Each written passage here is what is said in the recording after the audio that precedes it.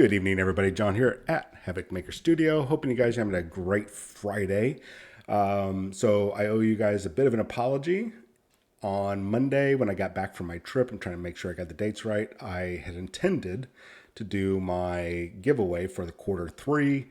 And if we happen to get to 350 subscribers, I was going to toss in some extra stuff. But I injured my back during my trip, and I've been laid up pretty much every day until really today. Even I got a mild muscle relaxer in me today, but I'm mild on muscle relaxers and painkillers throughout the week. So today is my first day of being up and moving, feeling a lot better. So we're not going to do the giveaway today. So coming this Monday, which is October 10th, I'm going to do the quarter three giveaway, and I'm going to go ahead and give away two items. We're going to go ahead and do this Heimdall and Scourge from Atomic Mass Games for Marvel Crisis Protocol.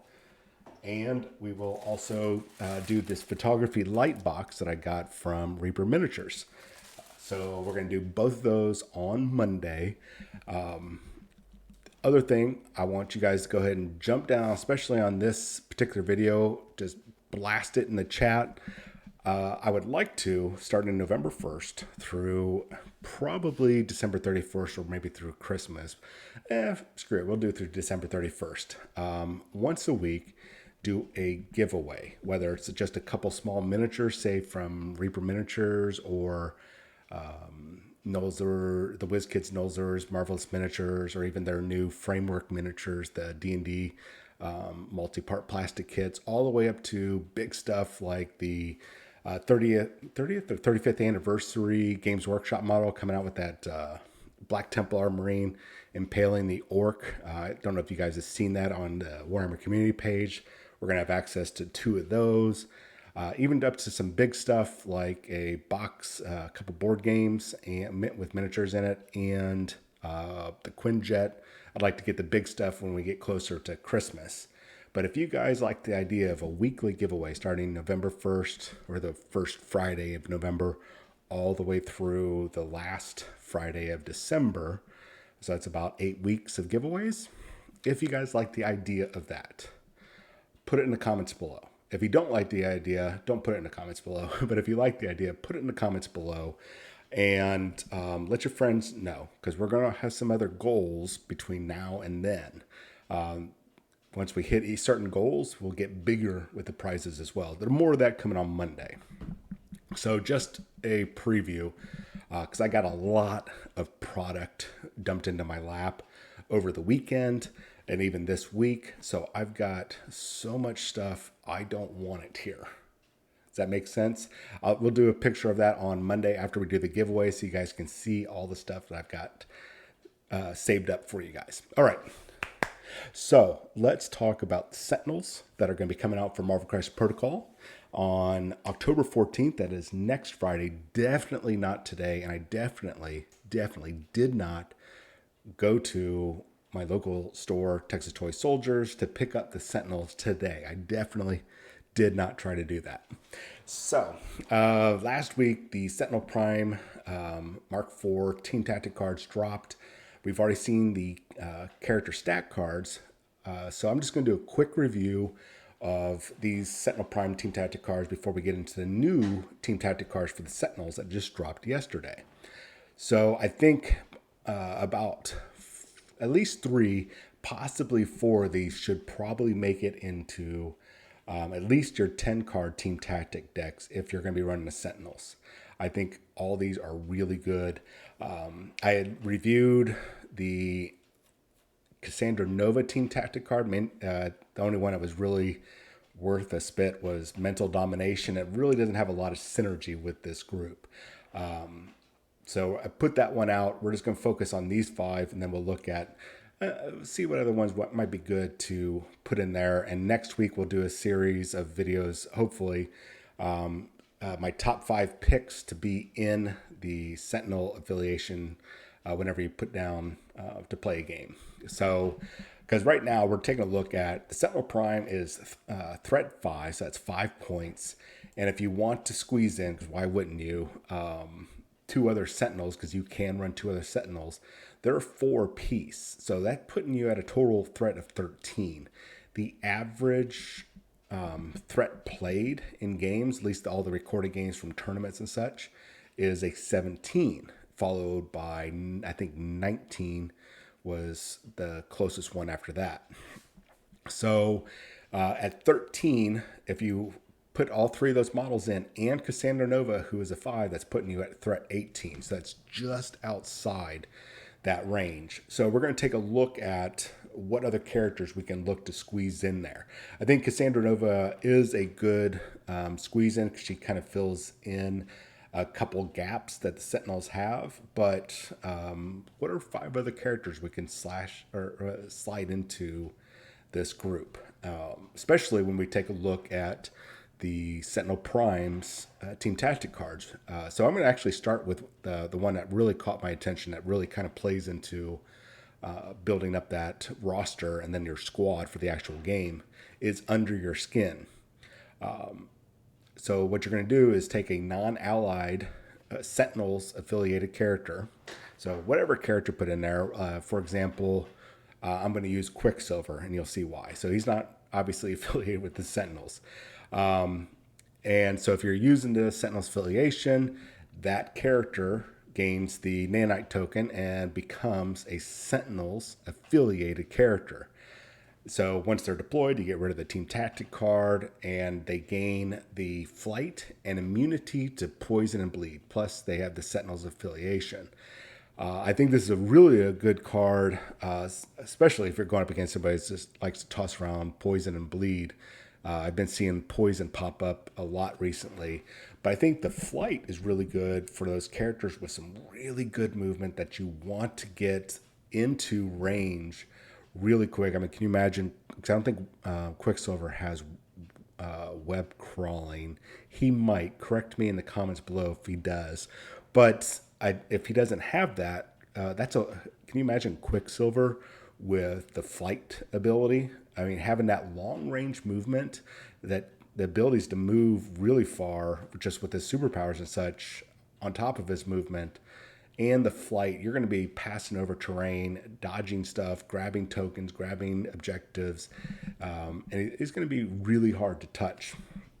So I think he might not be in my top 5, but I think he could be. But I think that's almost a must-have. Like out of your 10 cards, you're almost going to have that all the time, because why not have that Team Tactic card? Because you're going to need to round out this force regardless of however you're going to do it. Because remember, you got to have 51% or more as Sentinel characters. So now you'll be able to do that. So I think that's pretty much a guarantee that needs to be in that top 10, or your 10 Team Tactic cards, and probably in your deck of 5 cards whenever you're putting it together for the game. So the other one I do like is Online and Operational. It's not a must-have, but it's like, why not go ahead and have this in there, because it really boosts your potential for viability and staying longer in the fight. So the Prime can spend 8 power and choose a Sentinel Mark 4 that's within range 3. You remove all the damage, all the status conditions. You remove any objective tokens they're holding, and you flip them over to their healthy side. Obviously if they're on their day side. If they're already on their healthy side, maybe they're on their last wound, and they got poison, or not poison, but hex and incinerate and all these other things on. Wipe it off. Give them a fresh coat of paint, pat them on the butt, get them back into the fight. I think that's a really good card, and that should be in your top 10. Now, the new cards that dropped were these ones yesterday, the Sentinel Mark 4 cards. There's 3 of them. They've got 2 of them are, for me personally, a little wonky. One of them I think is definitely a really good one, but it's still going to be a situational. I'd rather have it in my deck of 10 cards for the very specific nature of what it's there for. So let's talk about that one. It's the Directive 1.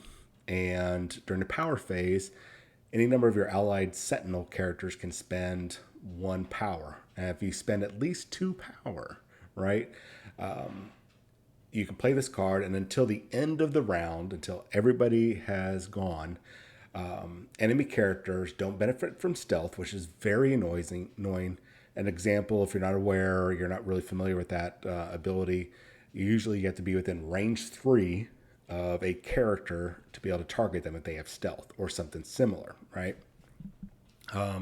These and also characters cannot modify or re-roll their defense dice, which is really good, especially the modify ones, like all blanks count as defense, that sort of thing. And additionally, none of your allied characters are blocked by line of sight. That right there is worth that, just worth that card. I mean, I don't encounter a lot of line of sight in the game. I don't know how often it happens to you guys, but it doesn't seem to be too much of a problem.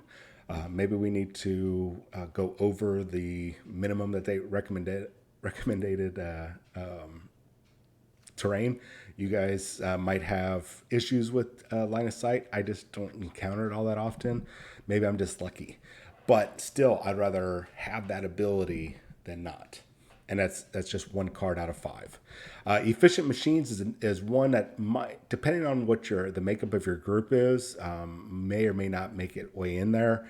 It requires you to have Cassandra Nova, and she is a 5 threat. So if you're filling all 3 Sentinels and Cassandra Nova, you're at 18 threat. So, but if you drop 1 Sentinel, have the Prime, the regular Sentinel, and Cassandra, and then another character, it'll work out. But this one, she can spend 3 power to play the card.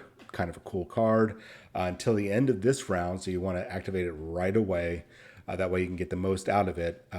Ally Sentinel characters within range 3 of Cassandra Nova count their the shield symbols as wild symbols, which is really beneficial, especially on your attacks. And I think the Sentinel Prime has an ability, if you roll wild symbols, that boosts the defense.